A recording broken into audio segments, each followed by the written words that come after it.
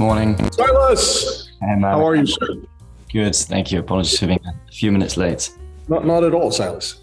So, Silas, I always say that my favorite human beings in this wonderful industry of ours, if they were dogs, they would remind me of Legato Romagnolos, which are the only breed that is capable of smelling the truffle in the wind. Right. And it's not only capable of realizing of the truffle's presence, but is capable defining its location and unearthing it as well. And that is certainly you, sir. How are you? I'm well, thank you. I'm flattered by the comparison. And although it's a miserable wet day here in London, I can't complain. It's been busy a few weeks. I think I saw you were traveling a bit. Whereabouts are you calling from? I'm finally back in Singapore, struggling a little bit with jet lag, trying to utilize alcohol responsibly to help smooth the edges of the jet lag. But yes, I just got back from Switzerland. I was in Geneva for the GPHG. And then previously I spent a week in, the watchmaking mecca of La Chaux de Fonds, Neuchâtel, Le Local, that kind of thing. And then I was in Palermo for the Jacob event, Taormina for the Jacob event. Which looked very cool. Yeah, it was good fun. It was a beautiful locale, great bunch of people. And it was just a fun spirited way to kind of conclude the watch year from an event perspective. Yeah, what a year it's been. Incredible. So Silas, everything that's good, I feel you kind of like either discovered it or got there first and explained it to us. So when I look at, Roger Smith, for example, I know we're going to talk about that later, but if I look at really championing Dufour, simplicities, grands sonneries, if I look at Kari, not only do you have the greatest body of knowledge on Kari on your website, but also have sold some of the most beautiful Kari watches of all time. I think you were actually, I know for a fact that you were Rexep's first and primary champion because you introduced me to Rexep and another friend of ours, both of us to Rexep. And I remember you saying, "Oh, you should come and meet him. And now we've become friends to see what he's achieved with his career is incredible." And then there's, these other watches which have, maybe languished in obscurity, like the Roger Dubuis early chronographs, the H40s in particular.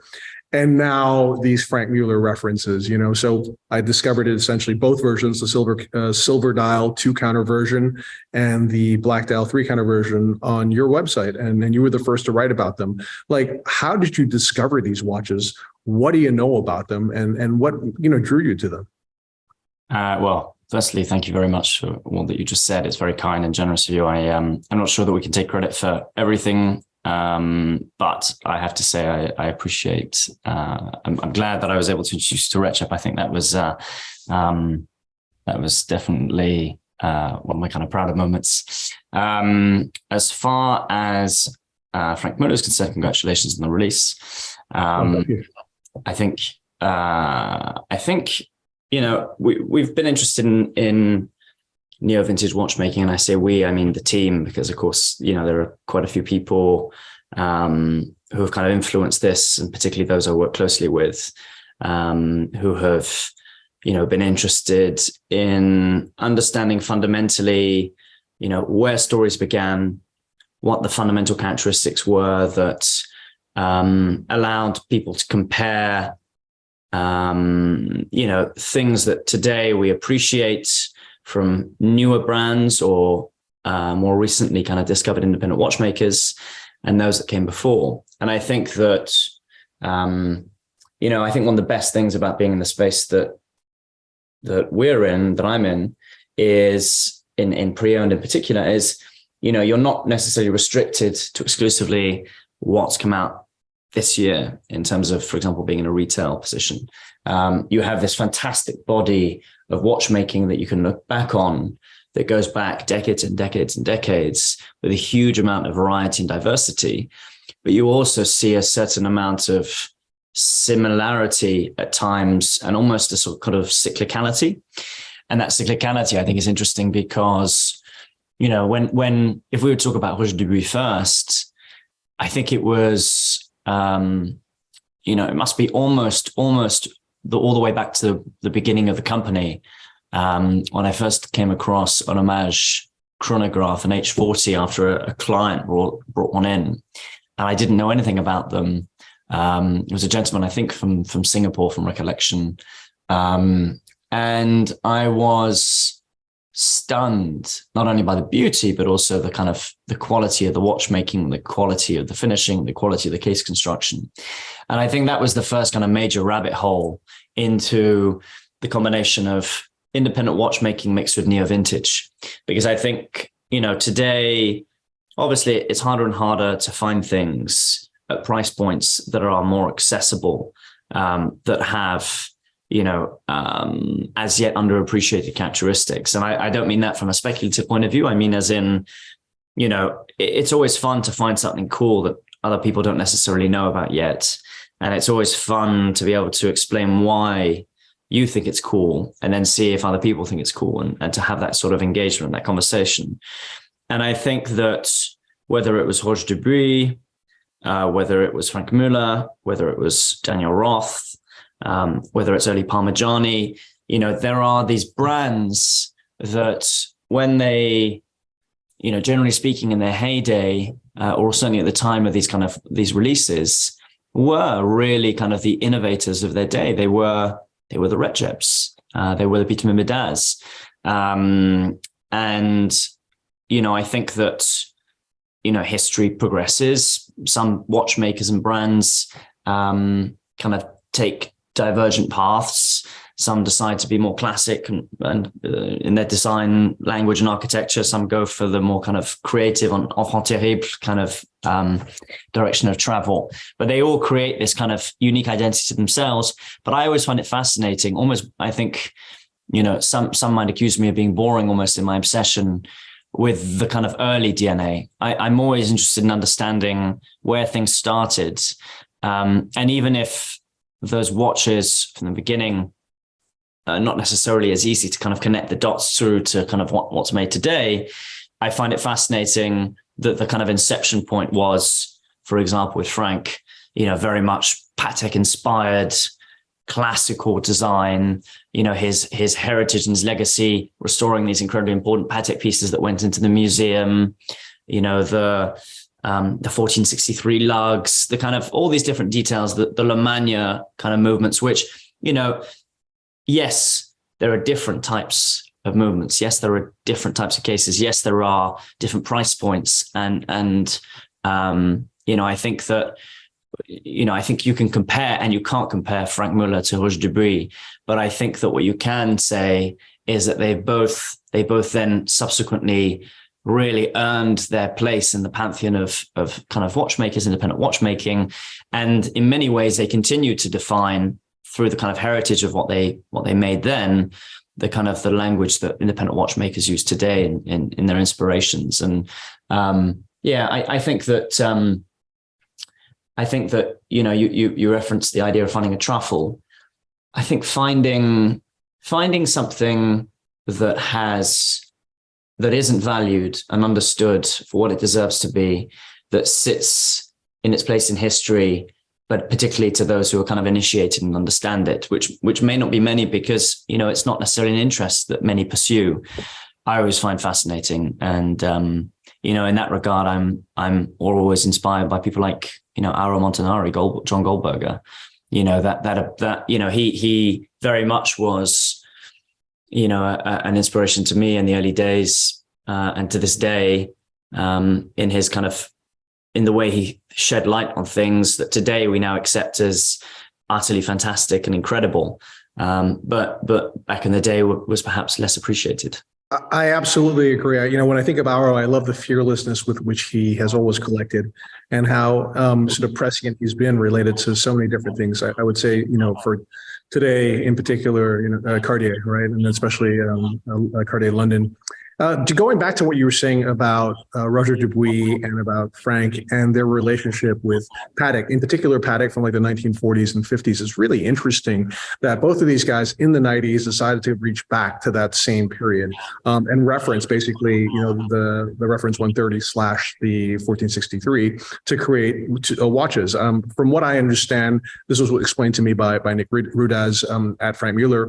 The watches that we love, the original ones, were created for an Italian Italian retailer. They did them in two versions: silver dial, 2 register, 36 mm, and then the black dial, 3 register, 37 mm. And I think that the intent of these watches was very different from what you see with Roger Dubuis. I think Roger Dubuis was trying to make something exquisite and kind of like to compete with Patek on some level as well, right? Because you've got like, Geneva seal, you've got certificate of a chronometer for Besançon, whereas Franck is making a steel watch with a great movement, and a movement today that's no longer available, but a movement that is a workhorse with a shuttle cam instead of a column wheel, but also a legendary movement in its own right also. And he made it anti-magnetic, anti-magnetic, so a real workhorse, and he completely brushed the case as well, with just sort of this little bit of polish on the first step of the double step bezel as well.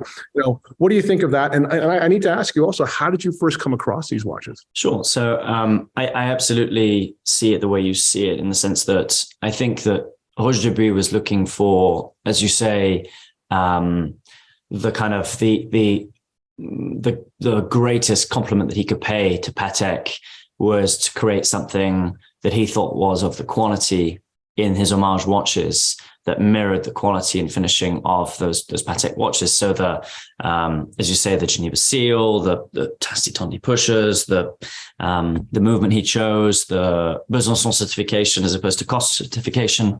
I think they were all his kind of signature kind of ways of saying, look, I'm not trying to pretend that these are Patek chronographs. But what I am trying to do is recreate something in my own kind of, to my own taste and vision, that it pays tributes to what they made in the sort of in their absolute kind of heyday. That I think is the best of the best. And I think that Franck did something very similar, and I think Franck did it at a more affordable price point, no doubt, and in a way that made it more possible. But I think that he did so, with a similar level of ambition. And I think what's interesting is that many more people are aware of Roger Dubuis' chronographs than necessarily Franck's bicompacts and tricompacts. It's, I think, probably testament to the fact that Roger Dubuis was kind of rediscovered just a little bit sooner in the kind of collective consciousness. I don't know, to what extent it was because we discovered, Roger Dubuis as a business sooner than we discovered what Franck did. I think that other people had clearly discovered and were appreciating what Roger Dubuis was doing long before we did, because people were collecting them, and they were at price points that made them very, very, very good value for money. Those days obviously have passed, but the watches themselves have very much remained and remain these like stellar examples of watchmaking, neo-vintage independent watchmaking. But how did we first discover them? I think it was one of my colleagues, a gentleman of Italian and French heritage, who I think I'm correct, I could be wrong, but I think he was the first person to show me one 3, 4, 5 years ago. And he was talking to another colleague and saying, look how this kind of unexpected thing exists, that actually you could immediately compare to other things that we like, but at the same time is very noticeably different. The design architecture is, I would say, more, almost more functional and utilitarian. It's more classic. And I think the purposeful kind of choice of movement kind of like speaks to that kind of slightly more utilitarian and slightly more kind of sporty intent. And I think what's always fun is you look at that and then you look at what subsequently came from that, the master banker and everything, thereafter. And it's so different. It's so incredibly different. And it was relatively short-lived. And as you said, how funny is it that it's often an Italian dealer or a gentleman from Italy that inspired or pushed for something genuinely aesthetically, really tasteful and very, very, very cool and original. So I think that was how we came across it. I think we were almost scratching our head and saying, well, look, today it's increasingly hard to find Roger Dubuis chronographs at price points that make them accessible to a lot of people. And probably one of the most frequent complaints that we would get from people, which is understandable but inevitable, is that, now that you've offered multiple of these, the prices have gone up to a point where they're no longer where they once were, and you sort of find yourself saying, well, okay, so what else is there to discover? And I think it will be harder to discover new things. I think that there isn't that much good stuff left to unearth. There's loads of amazing things that have been made for many, many decades, but there aren't that many kind of how can I put it, untapped secrets, I suppose.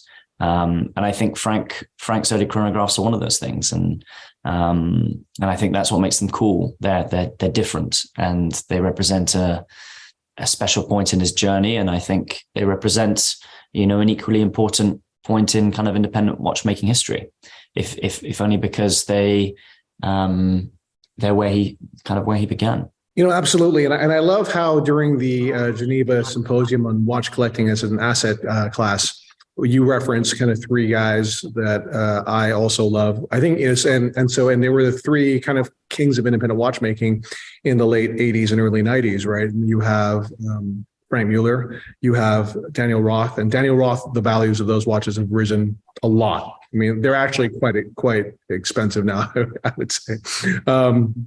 And I believe there's a sort of a Daniel project. I believe there's a Daniel Roth project that will soon be emerging that will be helmed by a friend of ours, which we're all very excited about as well. And then I think so. The two that I look at as still kind of reasonable values are early Franck Mullers, which I know that you mentioned as well, and early Parmigiani as well. And Michel Parmigiani was also an amazing figure during this period too. If you don't mind, so Jeremiah is here as well. I'm going to hand the screen over to him, and he's going to do an unboxing of the watches that we've created, and maybe we'll just run through some of the particularities of that. And then I really want to ask you some questions about Roger Smith and this incredible auction that you're hosting. So if you'll bear with me, Jeremiah, please take it away, sir. So I have the box set right here. I'm going to try to do it on the laptop, which is going to be a bit tricky. Very cool. So it's like the early boxes, which is very cool. Yes, I like the burled wood, polished. So this is the box set, and we are offering 10 of these.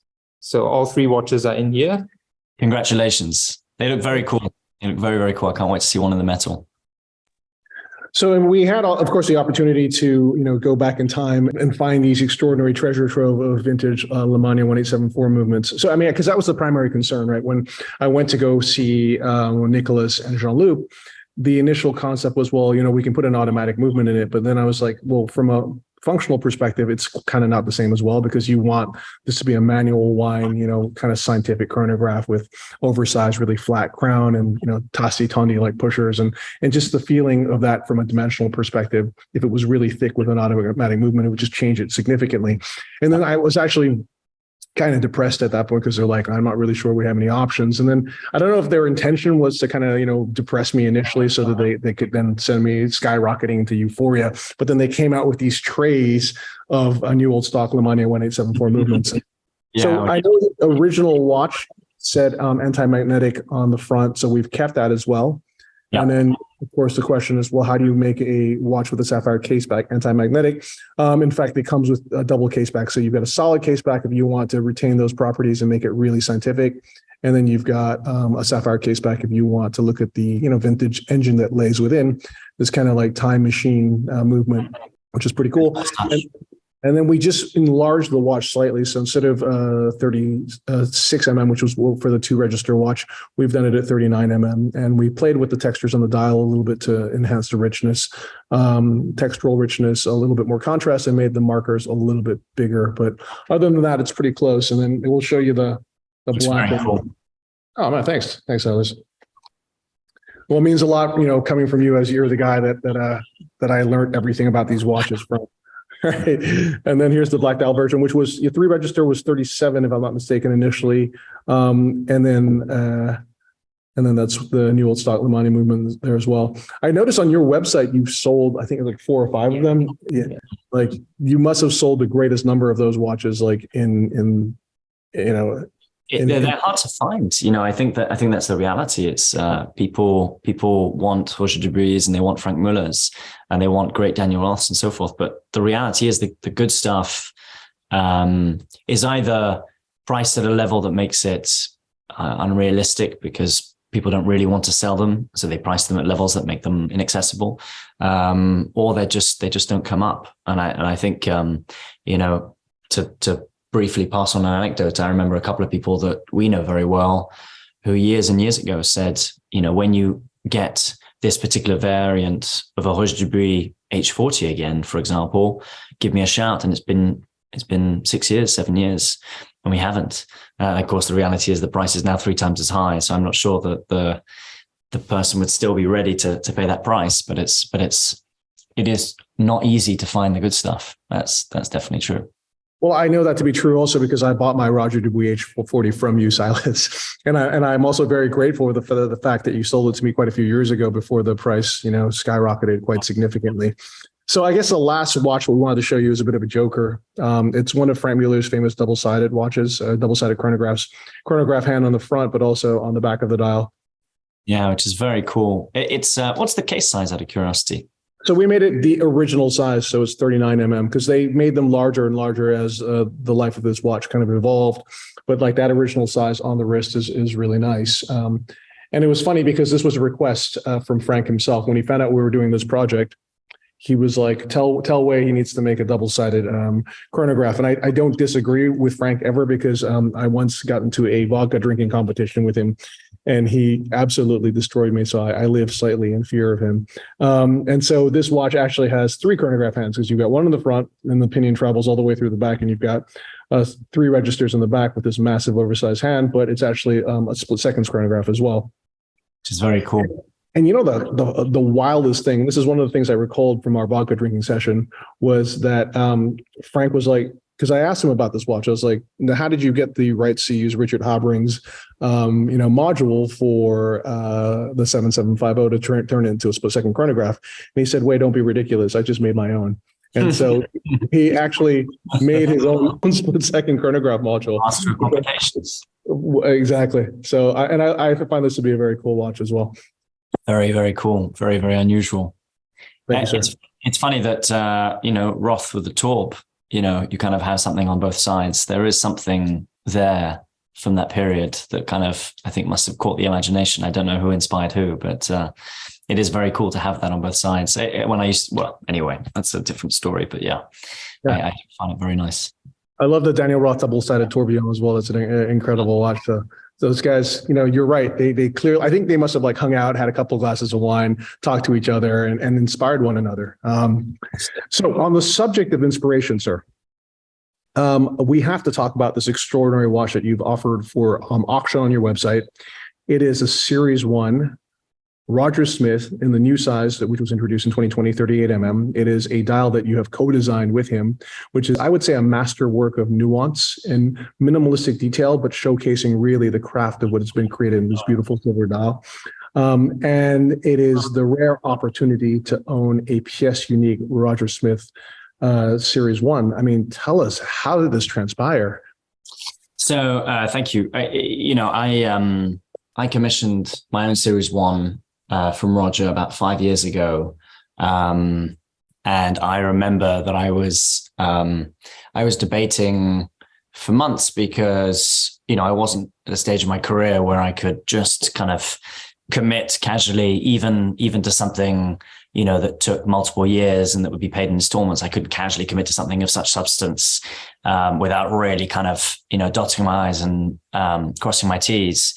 I spoke to my parents and I said, look, if I need to, if something becomes difficult and I have to pay for this and I can't pay for it in, over the years, would you support me? I was thinking to myself, how would I feel 5 years from now? Because more likely than not, this market would continue to evolve. It felt inevitable that independents would really kind of come into their own in terms of global appreciation. It was, as I always said to people, from day one, it was a question of when, not if. And again, it was a question of fundamentals. It's the same as you look at when you're comparing models of watches that are underappreciated relative to other models from other brands. The same can be said for market segments or market kind of tranches. And I said, Roger is someone that I've known for all these years. I've been very, very close to. He really kind of gave me my first leg up, I would say. You very kindly mentioned Carrie and Philippe, and they were both fantastic and incredibly generous to endorse us on the pre-owned side so early on. But I think it also speaks to the nature of the market back then. People weren't really interested, not in the way they are today in independent watchmaking. And I'd got to know Roger almost, at the beginning. He'd been very, very supportive. We'd sold some early pieces of his and George Daniels's. And, it had got to a point several years on where I thought, well, I'd love to own one of these watches. And this is clearly a very important kind of chapter marker in my own career development, wherever this goes. And either I do this now, and I kind of put my name down and trying to convince Roger to allow me to kind of commission a watch, for example, for myself, or I missed the boat, so to speak, almost, because by the time I'm kind of comfortable with the risk proposition and the commitment financially, it'll probably be even more expensive and even harder to buy. And sure enough, that's what's happened. The waiting list closed several years ago. You can't buy a Roger Smith today. You can't commission a Roger Smith. If you can, it's kind of, if you're an existing client, you can, I think, it's somewhere between 4 or 5, all the way to 8 years. The pipeline of orders is 7 to 8 years, I think. Getting a unique Smith is virtually not unheard of, but it's very, very tricky.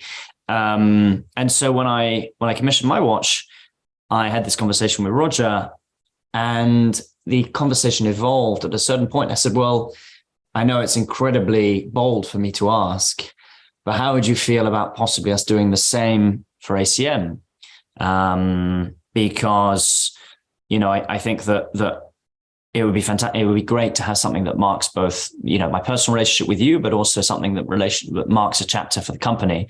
And this watch was born of that conversation. It was born of a desire to do something that, took years and years and years to come to fruition, but it was a worthwhile kind of investment. It was 4 or 5 years in the making. And over time, things have evolved. Of course, the market has evolved, but also Roger founded the Alliance of British Clock and Watchmakers, which is a cause that's very, very close to his heart, with Mike France and Christopher Ward. And, we were an early supporter of the Alliance, and like Roger was an early supporter of ours. And so we discussed sort of 6 or 12 months ago, when this watch would have, eventually come to market, doing something a bit different, because obviously the values of these pieces have dramatically escalated since they were originally kind of purchased at a fixed RRP. And the Alliance has been created. And so we said, well, why don't this is going to be a unique piece. This will probably be the only piece realistically we're able to ever do, at least, in the next 5, in this kind of like decade, let's say.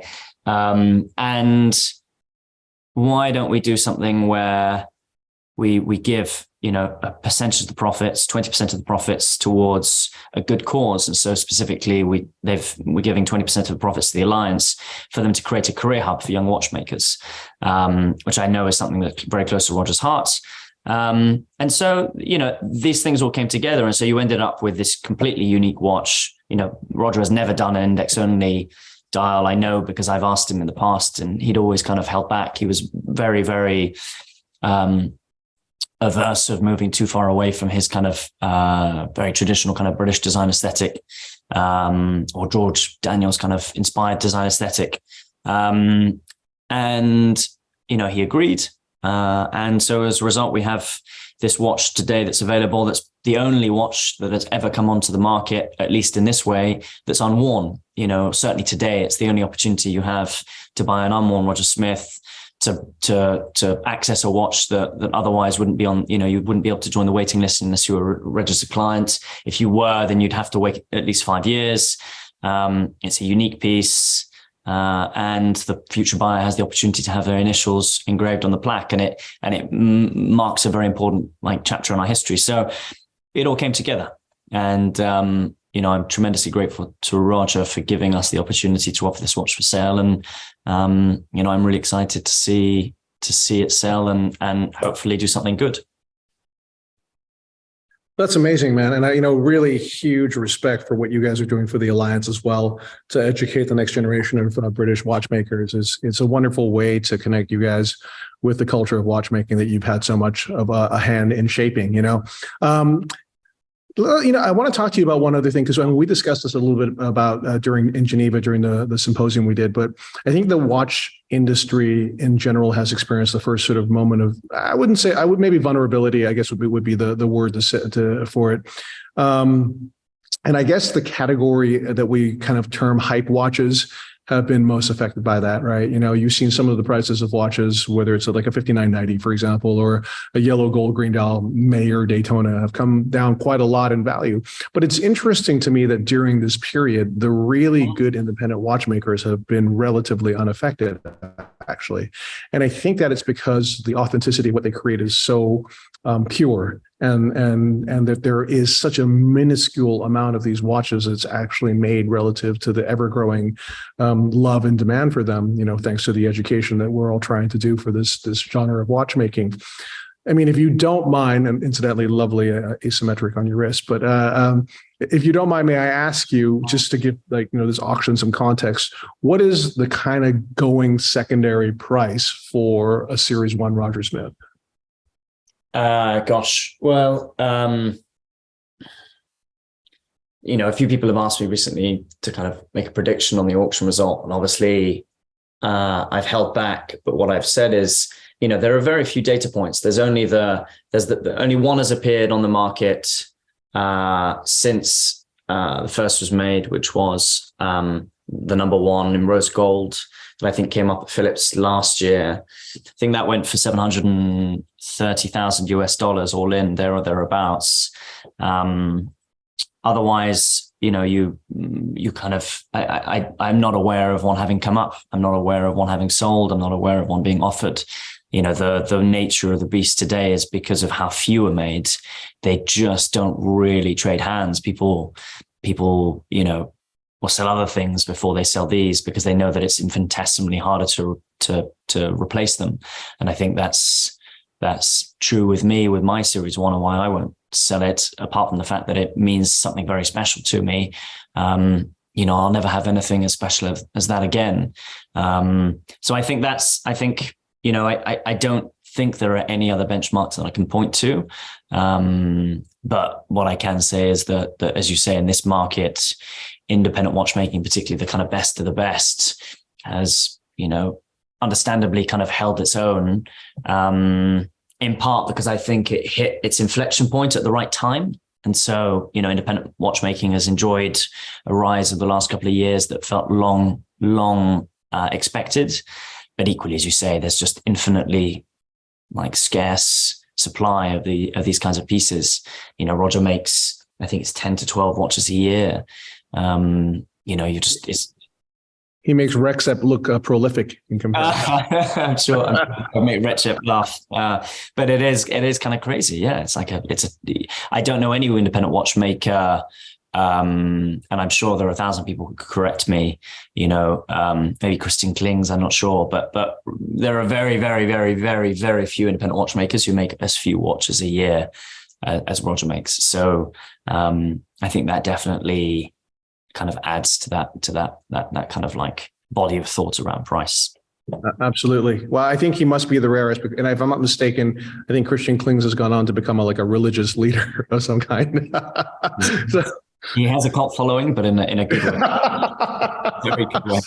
Well, so do you, Silas, and very well deserved. As I said, you have shined a beacon on all the things that are great in watchmaking in a very honest, pure way, and you've really been so focused on educating us in the best way possible. So we owe you all a great debt of gratitude. And thank you so much for spending the time with us. And may we wish you all the very best on this worthwhile auction.